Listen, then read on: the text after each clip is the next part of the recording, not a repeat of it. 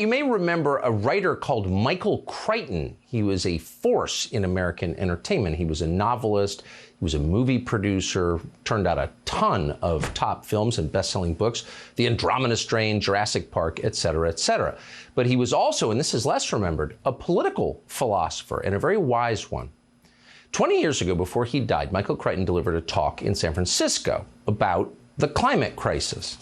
And he described climate activism in that speech as the religion, not a political movement, a religion for urban atheists, for people who rejected every aspect of Judaism and Christianity. Climate activists had, without saying so out loud, created a religion. All the features you would recognize in any conventional religion. They had their Eden, which would be the world before the settlers arrived.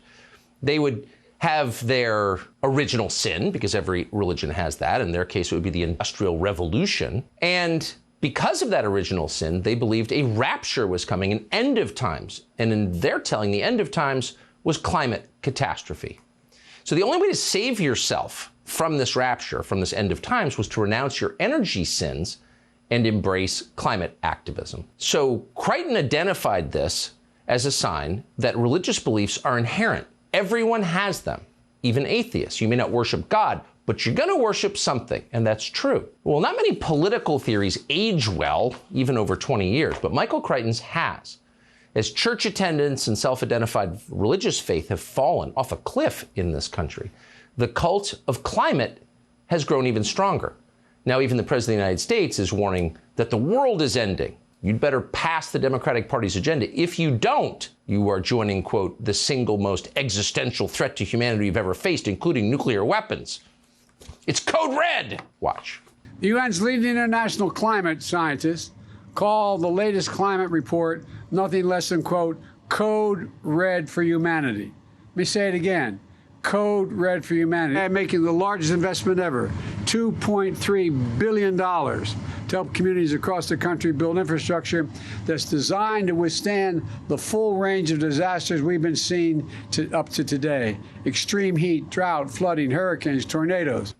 So that's not science, that's theology, but it's also politics. You'll note that Joe Biden said we're spending $2.3 billion to fix it, to, quote, help communities build infrastructure to withstand disasters. Okay, $2.3 billion. Where'd all that money go? No one ever asked. Well, it turns out a lot of it went to something called the Justice 40 Initiative. It's called the Justice 40 Initiative because 40% of the money, tax dollars, goes toward combating something called environmental racism in disadvantaged communities, meaning predominantly Latinx, Indigenous, and African American neighborhoods. In other words, this is yet more federal funding that excludes the majority of the population based on their race. That's fully illegal. That is a crime under civil rights law, which you all agree is good. Federal courts have already blocked other efforts by the Biden administration to do this kind of thing, but this effort slipped through. Why? Because it's climate. Now, you'd think the DOJ Civil Rights Division would notice if we're spending hundreds of millions of dollars in a racially exclusive way against federal law, but the Attorney General of the United States has no problem with it because the climate cult demands it. Consistent with the president's executive order on tackling the climate crisis at home and abroad, we are issuing a comprehensive environmental justice enforcement strategy. Communities of color, indigenous communities, and low-income communities often bear the brunt of the harm caused by environmental crime, pollution, and climate change. So, of course, there's no science or data behind any of those claims. They're political slogans. They're completely made up. They're not real. But it's happening anyway. So we're directing natural disaster aid on the basis of skin color. That's insane. Are hurricanes racist? I mean, hurricanes may be bad, but are they racist? Well, the media tells us, yes, they are racist. Decades ago, it used to be one or two a season would happen. Now with climate change and these extreme warm waters, it's almost, it's happening all the time. This storm, in a way, is kind of bad news for the people that are still trying to deny climate change as a factor. Florida Republicans deny climate change as a monster storm barrels towards the coast. This will be a first-time test for how you adapt to these new, stronger storms on a warmer planet as a result of climate change. The threat exacerbated, of course, by climate change. Charleston, like Miami, gets water that comes up on a good sunny day. That's climate change because water levels are rising. Our Earth is getting warmer, and there is just no doubt, I think, left that it is feeding these beasts. You just saw like 8 people in a row who know nothing about anything. None of those people are scientists or meteorologists or even effective weathermen. They're political actors, and they're making it up. And we know that because turns out people keep track of hurricanes. There are lists of hurricanes, so we know there has been no increase in hurricane frequency in the United States from 1900 to 2020, 120 years. In fact, the number of hurricanes has actually declined over the last century. And in that same period, deaths from hurricanes, other natural disasters, have dropped by 90%. Really? But it's a bigger threat now? Deaths are dropped by 90%? So maybe the goal isn't to save human life.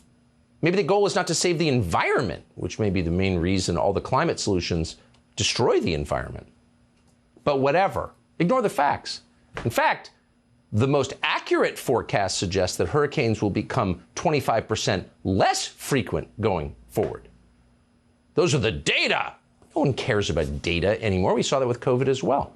Wear a cloth mask, said Fauci, even as he privately admitted that cloth masks are useless to prevent the transmission of COVID. Take the COVID shot, Kathy Hochul told us, standing in a pulpit, because, and we're quoting, that's what God wants. So once again, whatever this is, it is not science by definition, it's religion. But despite the fact the Constitution prohibits the U.S. government from having a state religion, that now is our state religion. And it's also the religion of the media and the public health industry, which has grown dramatically over the past 3 years. So what happens next? Well, as it happens, we have some reference points that give us clues. Whenever you have a religious movement with no God at the center, you have disaster. That's what Marxism was. Zealots want to punish people in the name of their faith. That's always been true. It happens around the world still. Shiite Muslims regularly flagellate themselves all over the world, Iraq, Bangladesh, Afghanistan, to commemorate the death of Muhammad's grandson. You're seeing those images on your screen right now. At least that's a real religion, time-tested over 1,000 years. Catholics in the Philippines sometimes flagellate themselves on Easter weekend as a form of atonement. They take their shirts and shoes off and whip themselves. You're seeing that right now. So clearly, this is a human impulse. We're not making this up, by the way. Doctors at the Henry Ford Health System in Michigan are now proposing to cut their carbon footprint by 0.1% by reducing the amount of anesthesia they give to patients. For real, you wheel in there for an appendectomy or any kind of medical procedure, and you're really going to suffer because the climate god demands it. How far are we from like the Mayan or Aztec system? Not as far as we think. As one physician in that system put it, quote, for a long time, there was a notion that the greenhouse effect caused in healthcare settings was an inevitable and unavoidable cost of providing patient care. But we have learned that reducing anesthetic gas flow is one of the many ways healthcare can lessen its contribution to the global warming crisis. Think about that for a second. If you're trying to reduce your carbon footprint, if you really believe carbon was the main poison in our environment, which of course is not, but if you thought it was, getting rid of anesthesia or reducing the amount of painkillers you give to people while cutting them with scalpels would probably be the last thing you would do. A decade ago, researchers in Germany suggested that reducing the amount of anesthesia given to patients would lower greenhouse gas emissions and protect the ozone layer. So that was 10 years ago. And at the time, the idea didn't catch on right away because it's insane and it dramatically increases human suffering, which we try to reduce because this is civilization after all. But as civilization recedes 10 years later, hospitals in the US are suddenly deciding, wow, that's a great idea. Make people suffer more, atone for their climate sins? We're on board. So the question is, again, referring back to the primitive religions that dominated this earth until pretty recently, the Mayas, the Aztecs, and every other human sacrifice-oriented religion, how long until these hospitals decide that the best way to reduce their carbon footprint is to make their patients go to sleep permanently? That's happening in Canada. The government of Canada has killed thousands and thousands of its own citizens, thousands of them, Joe Biden's EPA just announced a plan to, quote, eliminate nearly all greenhouse gas emissions from transportation by 2050. Really, how are you going to do that since these people know nothing about energy or engineering? They don't know anything about anything. So their solutions are not likely to improve life here. So their new idea is to reduce so-called commuting miles through, and we're quoting now, an increase in remote work and virtual engagements. In other words, they want you to stay inside your house and not have physical contact with other people. And while you're stuck inside your house, in the name of protecting the environment, don't even think about using your gas stove or your fireplace or your wood stove or heating the place. So what they're doing, since the COVID lockdowns are over, is continuing to encourage employers to keep their employees at home, to isolate people in their little pods, make them powerless. And they're not doing this because it's good for the economy. Obviously, it's not good for the economy. They're doing it because their religion demands it. So you're not allowed to get anesthesia in the hospital, and pretty soon you might not be able to go outside to work anymore. What else are you allowed to have in the name of the climate crisis? Well, how about no more heat or air conditioning or electricity or cars or wearing leather or eating meat or having children? All are sins against the climate. So for you, it is insects, tap water, and celibacy. Vivek Ramaswamy is the founder and executive chairman of Strive Asset Management, who sees the big picture of these ideas on our country, and we're happy to have him. Vivek, thank you so much for coming on. So you're, I would say, a very rational man. These don't seem like rational ideas. Like there's no way to justify this on the basis of science or economics. I don't think there's another explanation apart from religion. Religion is absolutely an explanation, Tucker, but here's the dirty little secret about the climate religion.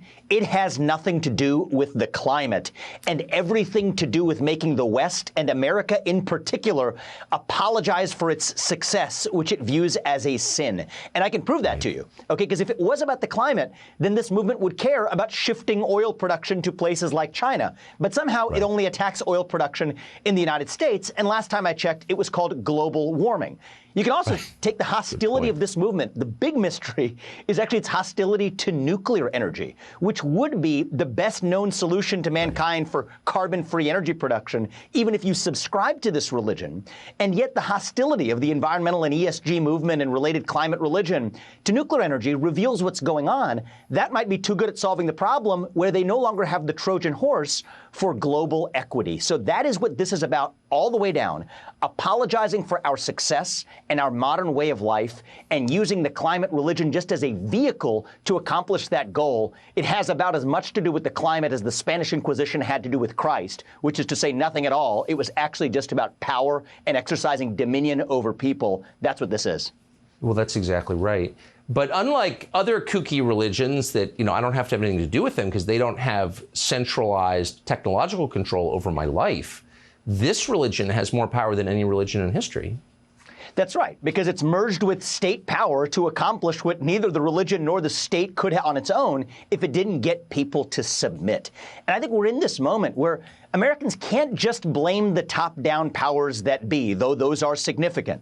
But I think everybody's just got to look in the mirror and ask ourselves, what is that vacuum in our heart that causes us to want to bend the knee, to want to be so submissive to this authority, to believe the kinds of things we would have never believed? Talk about scientists. A famous mathematician and scientist who's a hero of mine, Blaise Pascal, famously said that if you have a God-sized hole in your heart, something else is going to fill that hole if God doesn't instead. And that's what this climate religion, it's preying on. It's a form of preying on a victim, and the victim is us because we have nothing greater to believe in anymore. We're bowing our head to this new, not religion, it's just a cult, because at least a religion has withstood the test of time. That's what this is a cult for the last 30 years. It's really taken off as our commitment to country and God have disappeared.